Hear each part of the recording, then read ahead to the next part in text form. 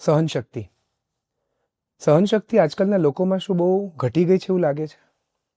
એક સાસુ જે એવું માને કે મારી આખી જિંદગી મેં મારા ફેમિલીને, મારા સાસરિયાને, મારા હસબન્ડને, મારા બાળકોને આ બધાને ભેગા રાખવા માટે એટલું બધું સહન કર્યું છે, એટલું બધું જતું કર્યું છે, એટલા સેક્રિફાઇસીસ આપ્યા છે, જેના કારણે આજે અમે પહોંચ્યા છીએ. એના દીકરાના લગ્ન થાય, ઘરમાં આવેલી વહુ આજના જમાનાની, આજની મેન્ટાલિટીની, અને સાસુને અચાનક જ એમ સ્ટ્રેસ થવા માંડે કે આ વહુની અંદર સહનશક્તિ નથી. એ નાની નાની વાતમાં રિએક્ટ કરી દે છે, એના આઈડિયાઝને રિજેક્ટ કરી દે છે અને over a period of time પોતાની ફિલોસોફીથી અમુક રીતે રહેવાની કોશિશ કરે છે. કદાચ એના બિહેવિયરથી સાસુના વર્ષોના બલિદાનથી સચવાયેલું ઘર, એમની સહનશક્તિથી બનેલું ઘર એ તૂટી તો નહીં જાય ને. આજકાલના લોકોની સહનશક્તિ ઓછી નથી.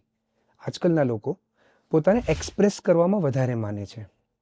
સો જ્યારે બે જનરેશન ભેગી થાય, જેમાં એક જનરેશન સેલ્ફ સેક્રિફાઇસીસમાં માનતી હતી પોતાના ફેમિલીને સાચવવા માટે, પછી ભલે પોતાની જાતને કમ્પ્લીટલી ઘસી નાખે કે ખલાસ કરી નાખે, આજની જનરેશન સેલ્ફ અવેરનેસમાં માને છે. આજની જનરેશનની કોઈ પણ ડોટર ઇન લો હોય એ પહેલાં પોતાની મેન્ટલ હેલ્થ અને ઇમોશનલ હેલ્થને મૂકશે. કારણ કે જો એ પોતે હેલ્ધી રહી શકશે તો પોતાના ફેમિલીને, એના એક્સટેન્ડેડ ફેમિલીને, એના સોશિયલ સર્કલને વધારે સારી રીતે રાખી શકશે.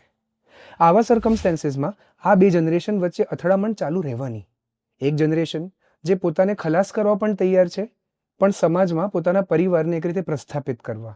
બીજી જનરેશન જે પોતાની જાતને એક્સ્ટ્રીમલી હેલ્ધી રાખવા માંગે છે, જેના કારણે એનું હેલ્ધી વર્ઝન એક હેલ્ધી સમાજ, એક હેલ્ધી ફેમિલીને આગળ લઈ જઈ શકે.